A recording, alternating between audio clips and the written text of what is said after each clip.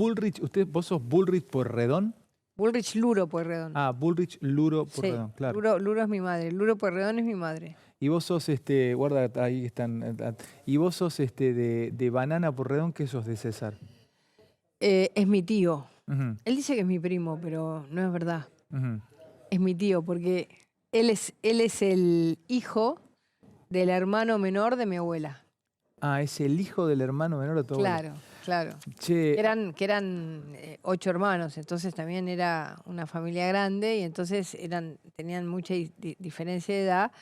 Y bueno, ellos son el hijo menor de los hijos de Honorio Pueyrredón. ahora me meto un poco con, con algunas cosas más de acá, pero también para preguntarte. Vos es que leí algunas cosas tuyas. ¿Puede ser que a vos de muy chiquita, ni lo recordás porque eras muy pequeña, vos perdiste una parte de la familia de tus padres o de tu madre o parte de tu familia política en un accidente de avión? Sí, sí.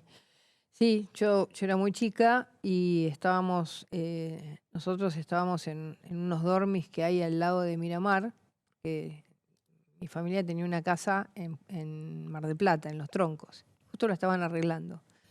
Y mi abuelo le encantaba volar, ¿no? Y entonces se hace el vuelo inaugural de Austral y el vuelo inaugural de Austral a Mar del Plata. Y entonces ahí van mi abuelo, mi tío, el hermano de mi madre, mi tía y mi primito. Pero para, no me digas que ese avión se cae al mar. Ese avión se cae, y hay un solo sobreviviente que después el hijo fue conmigo al colegio. Pero perdóname, ¿quiénes mueren en ese avión? Bueno, mi abuelo, mi tío, mi tía y mi primo. ¿De primero de qué edad? Era un bebito de 8 meses. Em, imagínate que a mi madre se le muere el padre, el hermano, digamos, la concuñada y su sobrino. A mi abuela se le muere el marido y el hijo. Fue un drama que cruzó la familia, ¿no? Ujú. De ahí nunca más fuimos a Mar del Plata. Pero, Vendieron la casa y nunca más. Hasta este año que mi marido, que fue toda su vida a Mar del Plata, me dijo, quiero volver. ¿me estás cargando? ¿Nunca más fueron a Mar del Plata? Nunca más. Dale. No, nunca más. Bueno, yo fui por política, pero por 2 días, por un día. Pero te pasaba algo, o sea, Pero estaba ahí esa angustia de llegar al lugar. siempre que voy y siempre que vuelo, Y aparte recuerdo eso. Aparte, pasa frente a Camet. claro, voy al mismo aeropuerto, al aeropuerto de Camet. Fue una noche de tormenta que era fuego con alquitrán y se apagó. Entonces el piloto se ve que se confundió el mar con la tierra, ¿no? Que es un efecto bastante natural de los pilotos cuando no tienen luz. Así que sí, fue un drama terrible que, bueno, le cambió la vida a mi familia, ¿no? Mm. Entre las cosas que pensaba y analizaba de vos, vos tenés dos grandes momentos en tu vida. Ahora entramos a la política de ahora, porque si no, ya sí, hablamos siempre lo mismo y por un punto también te aburre, ¿no? Pero vos tenés dos grandes momentos de tu vida, extraordinariamente opuestos, porque vos pasaste de ser del peronismo de izquierda, de la tendencia de izquierda, a, a estar enfrentado a eso, ¿no? Ya más en los 90, ya cuando entras en la Alianza y más profundamente ahora. Pero eso también te lleva a que no te puedan correr ni por derecha ni por izquierda. Me haces acordar, hay un filósofo que se llama Henry Levy, que era un pensador de izquierda, me tocó entrevistarlo en Animales Sueltos. ¿En serio? Qué lindo. Sí, lo entrevisté a Henry Levy, habla bastante bien el castellano cuando vino a la Argentina. Y él también estuvo en el Mayo francés, etcétera, etcétera, y no lo pueden correr por izquierda, porque el tipo había sido de la izquierda francesa. Pero voy a tu punto. Vos fuiste estuviste en ese mundo y ahora estás absolutamente en contra. ¿Qué te pasó para cambiar? Bueno, me pasó que ese mundo era un mundo que tenía muchas limitaciones. Ese de la Eh, izquierda, del peronismo de Sí, izquierda, sí. sí, era un mundo que tenía la limitación de no entender la democracia, de pensar que la democracia era un estorbo.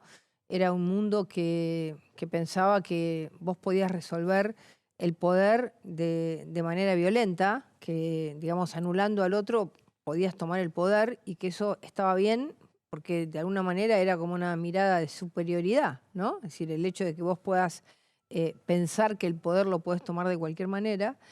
Em, y, y cuando vino el golpe del 76 y se arrasó con todo, ¿no? Es decir, digamos, ahí yo noté esa fragilidad que tenía ese proyecto, porque la gente que había apoyado muy masivamente a la juventud peronista, de golpe empezó a decir, no, pero pará, yo esto no lo quiero. Una cosa es apoyar a la juventud peronista, jóvenes que cantan, buenos, que vienen al ¿Vos te barrio. empezaste a dar cuenta ahí? ¿Ahí tuviste el desencanto con ese mundo? No, más adelante, porque vos... Yo tuve el desencanto cuando salí del país y empecé a ver ¿Vos te exiliás en qué año? ¿77? 77. ¿Te vas a México? Me voy primero a Brasil y de Sí. ahí me voy a México. Y yo ahí me doy cuenta que, digamos, el valor que tenía el Estado de Derecho. ¿Qué pedíamos nosotros? Que la gente no desapareciera, que hubiera un juez, que hubiera Estado de Derecho, que las normas que nosotros no habíamos respetado, las pedíamos. Nosotros no respetábamos ninguna norma. Entonces pedíamos eso, pedíamos un Estado de Derecho, que el Estado no sea asesino. Entonces, que está mal que el Estado sea asesino, y eso por supuesto que lo pienso así.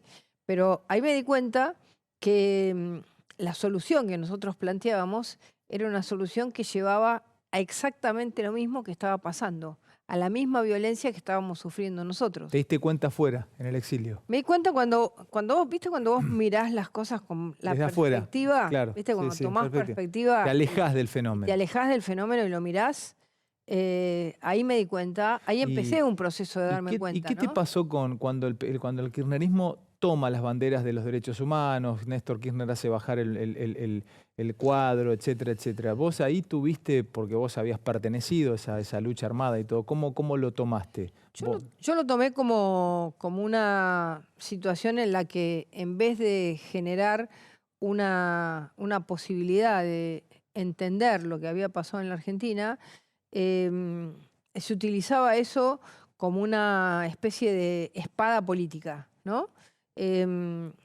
Porque vos lo veías a Mujica y Mujica decía, no quiero venganza. Vos le escuchabas a Dilma Rousseff o a Bachelet o a cualquiera de los líderes, tanto latinoamericanos como podían ser muchísimos líderes europeos que vivieron lo mismo, y nadie quería venganza. Es decir, había como un proceso de búsqueda de entendimiento sobre el pasado. ¿Y acá? Y acá hubo una utilización de ese pasado para construir un relato de quiénes eran los buenos, quiénes los malos, quiénes estaban de un lado, quiénes del otro. Cuando acá se habían hecho cosas muy importantes. Había estado el juicio de las juntas. Sí, claro. Se habían hecho, digamos, en democracia las cosas que había que hacer para poder, digamos, darle de alguna manera una salida a ese proceso. Pero en un momento, esa salida también tiene que ser de una mirada crítica de aquellos que también participaron. Es Sí, decir, te entiendo. yo Pero no puedo decir la culpa solamente la tiene el otro. Yo también tengo que decir, ¿y nosotros qué hicimos para que esto, ¿no? Claro. ¿Qué hicimos nosotros en la guerra, papá? ¿No? ¿Qué hicimos nosotros? ¿Qué hicimos nosotros? También fuimos violentos. Y vos lo mirás hoy en un personaje, que es Ortega. Cuando vos mirás que Ortega lo saca a Somoza y hace una gran revolución, ¿y cómo termina Ortega? ¿Siendo quién? Somoza. Es decir, que esto que yo pensaba, que finalmente ese... O sea, lo entendés con Ortega. No, con Ortega te lo marca, dibujo, te lo marco. Está perfecto. Te lo marco. Es decir, que aquel que viene a liberar termina siendo opresor. Es Cuba. Aquel que te viene a liberar, al no tener reglas, al no tener la ley, al no tener Estado de Derecho, al no tener democracia, termina siendo un opresor. Bueno. Y ahí es donde yo entendí por qué tenía que generar un cambio profundo que me llevase a entender que yo no podía vivir sin una constitución, sin ley, sin reglas. Para cerrar esta parte y ya pasar a la actualidad, ¿estuviste presa en Devoto? Sí, estuve, sí. ¿Días o meses? No, varios meses, como 9 meses. Sí.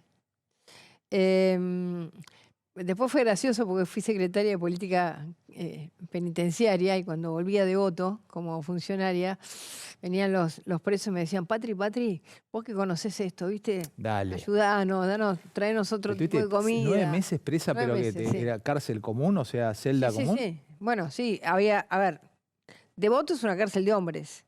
Se había abierto un pabellón para mujeres políticas, presas políticas. Y me acuerdo perfecto cuando fue... Contame el detalle, ¿cómo llegaste presa ahí? ¿Cómo caíste presa? ¿Cómo fue la noche que llegaste presa? ¿Ya tenés un celular, te bajaron? ¿Cómo es? Sí, ¿Cómo es caer presa? Bueno, yo estaba en una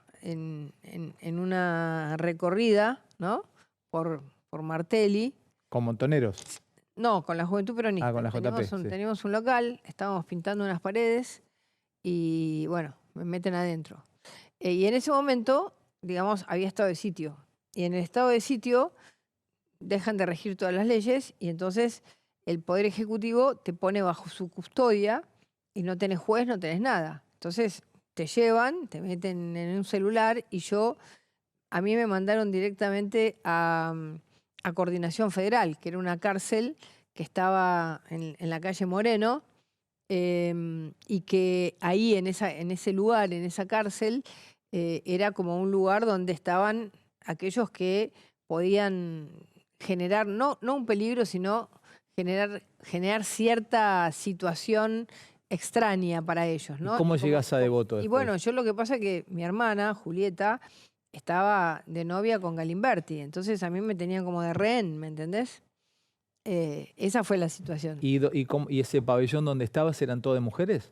No, en ese momento esa cárcel en Coordinación Federal... No, pero cuando llegaste a Devoto, los 9 meses. Todas mujeres, sí, todas mujeres. Pero que era un pabellón, o sea, era un régimen carcelario, o sea, te cerraban la celda, todo, ¿no era que...? No eran celda, era un pabellón, todo un pabellón donde teníamos todo organizado. Me acuerdo que en ese momento se llevaban todas las noches presas a las travestis. Había un momento en el que todavía existían, ¿te acordás? Los edictos policiales. Sí. Y entonces todas las chicas te ayudaban, te traían cosas, te ayudaban a limpiar, ¿viste? Para salir de los pabellones, si no están encerradas y que no los jorobaran los hombres, se venían con nosotras y era una convivencia entre todas las presas políticas y las travestis que estaban ahí.